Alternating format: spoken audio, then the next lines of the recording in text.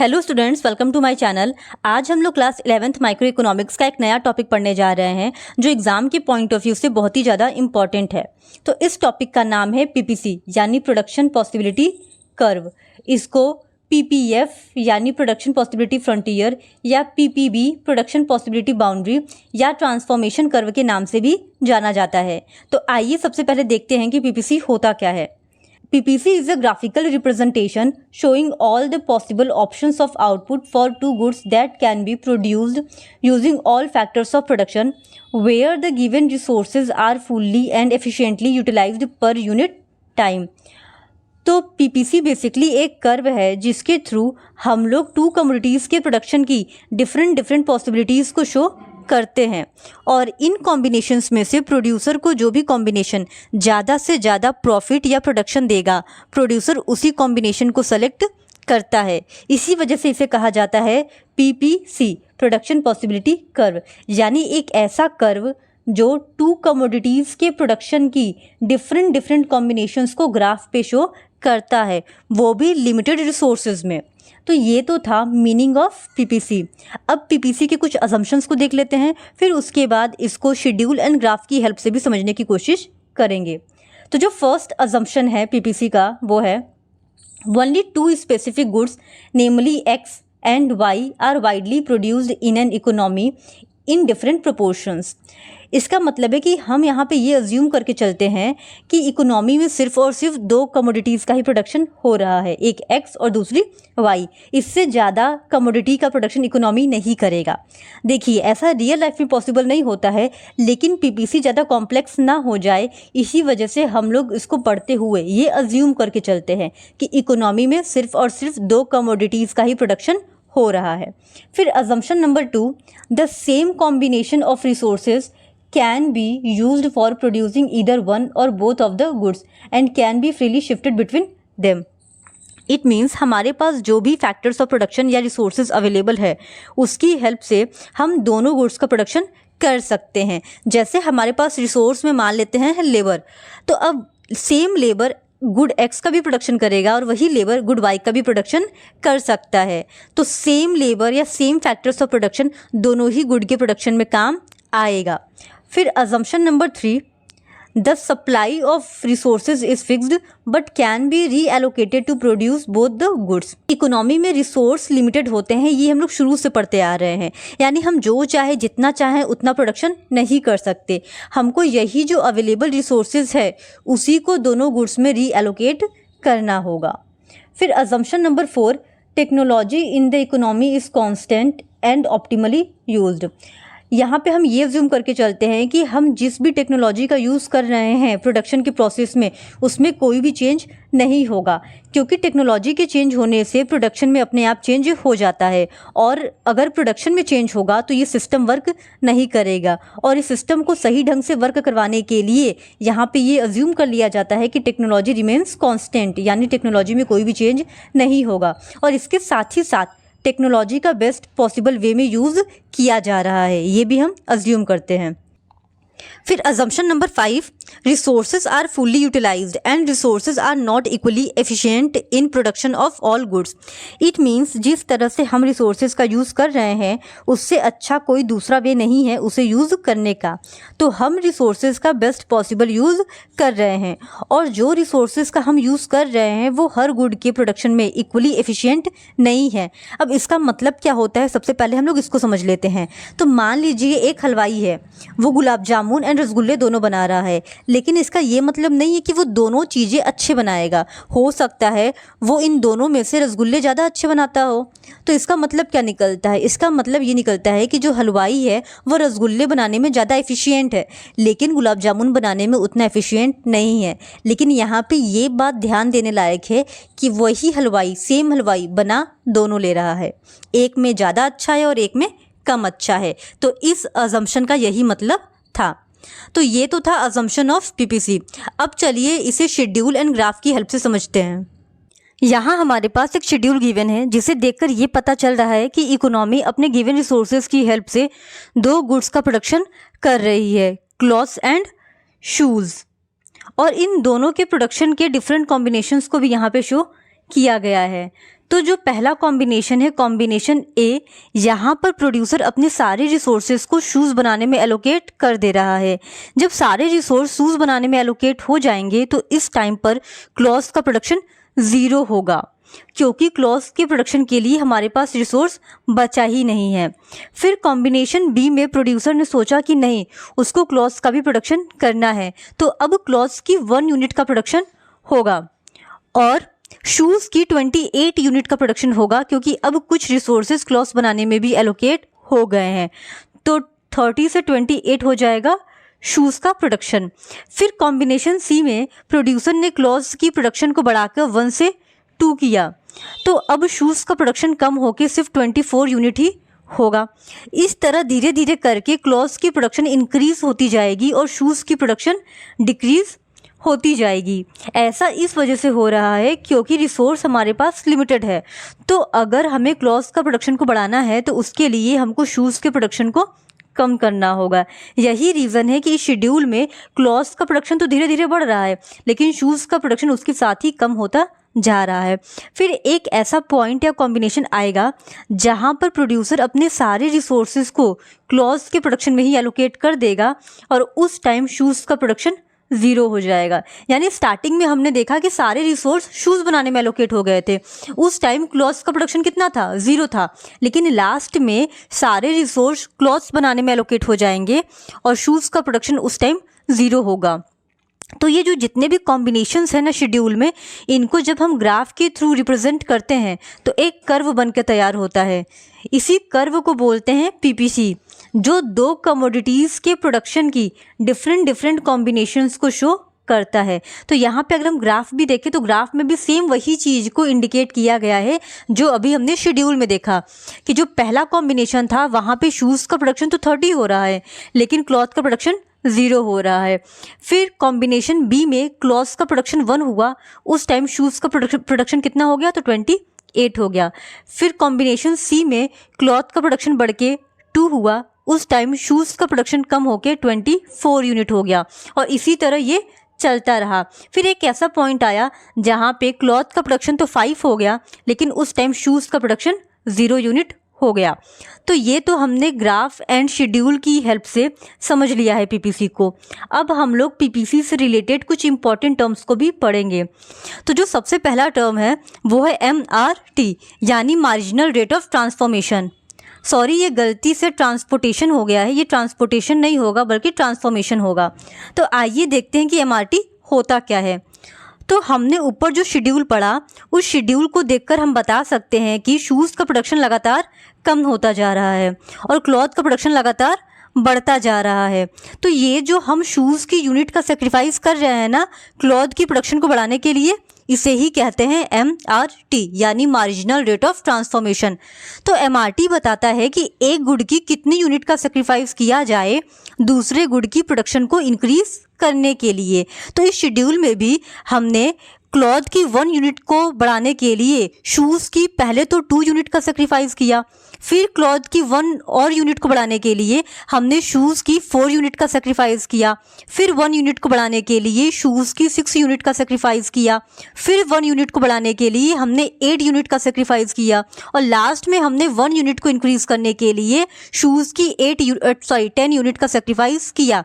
तो ये जो रेशियो है ना कि एक एक्स्ट्रा यूनिट को बढ़ाने के लिए हम दूसरे गुड की कितनी यूनिट का सेक्रीफाइस कर रहे हैं, इन दोनों के बीच का जो रेशियो है यही कहलाता है MRT, यानी मार्जिनल रेट ऑफ ट्रांसफॉर्मेशन। इसको हम लोग एक दूसरे शेड्यूल्स की भी हेल्प से समझते हैं। तो यहाँ पे हमारे पास ये दूसरा शेड्यूल दिया हुआ है, यहाँ पे कमोडिटी X है और कमोडिटी Y है। अब कमोडिटी X में हम लोग पहले कॉम्बिनेशन में 21 यूनिट का प्रोडक्शन कर रहे हैं, उस टाइम कमोडिटी Y की 1 यूनिट का प्रोडक्शन हो रहा है।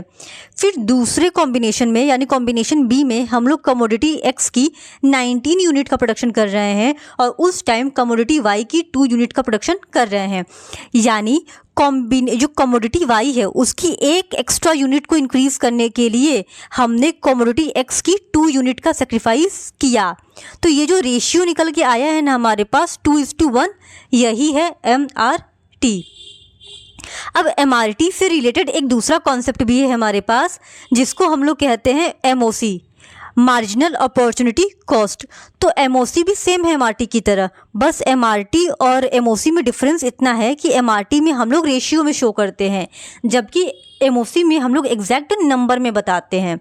जैसे आप इस एग्जांपल में देखिए, तो ये है हमारे पास MOC।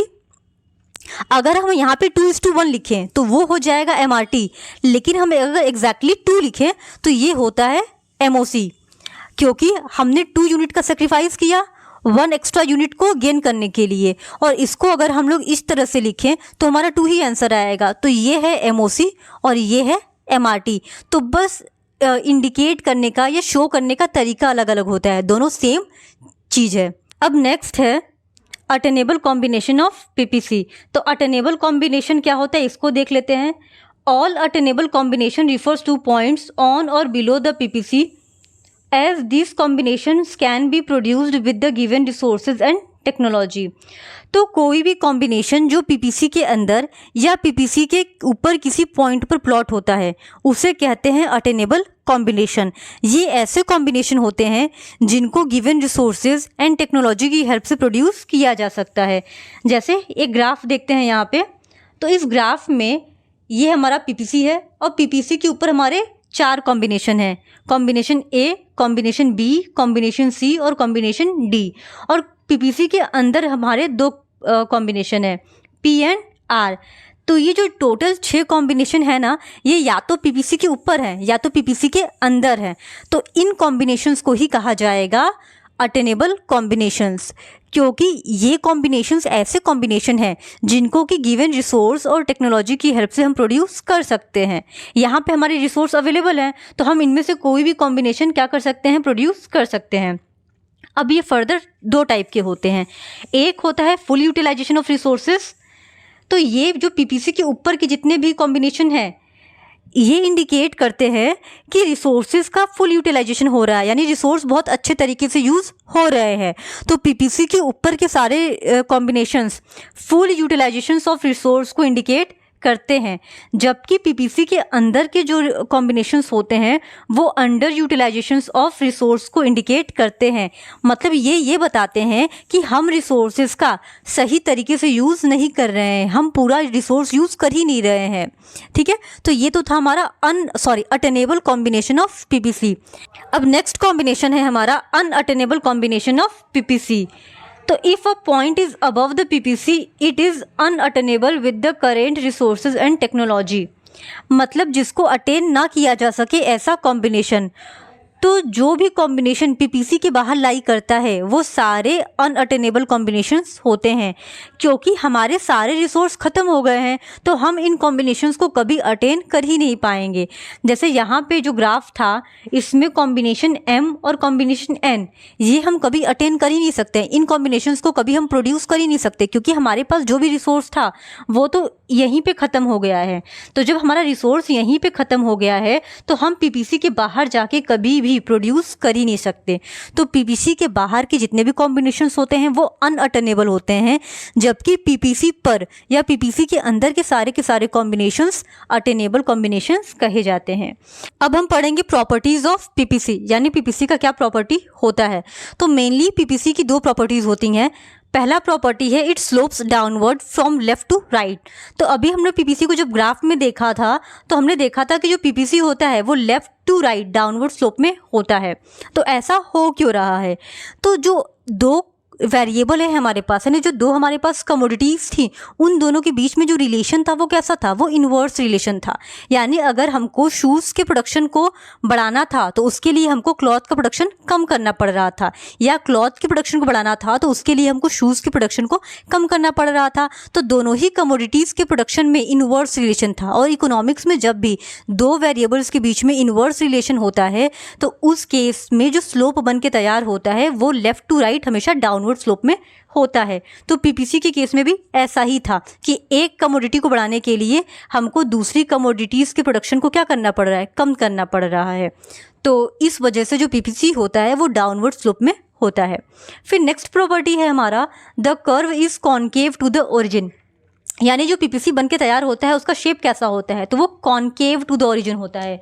तो जो नॉर्मल पीपीसी होता है, मतलब नॉर्मली जो हम पीपीसी बनाते हैं वो कॉनकेव शेप में ही बनता है। अब पीपीसी कॉनकेव शेप में क्यों बनता है, क्योंकि जो एमओसी है यानी मार्जिनल अपॉर्चुनिटी कॉस्ट वो इंक्रीज होता है। अब इसको हम शेड्यूल में फिर से देख लेते हैं। तो हमने जो शेड्यूल पढ़ा था उसमें जो एमओसी था, ये देखिए, ये जो एमओसी था वो क्या हो रहा था, पहले 2 था, फिर 4 था, फिर 6 था, फिर 8 था और फिर 10 था। तो एमओसी के इंक्रीज होने की वजह से पीपीसी का जो शेप होता है वो कॉनकेव होता है।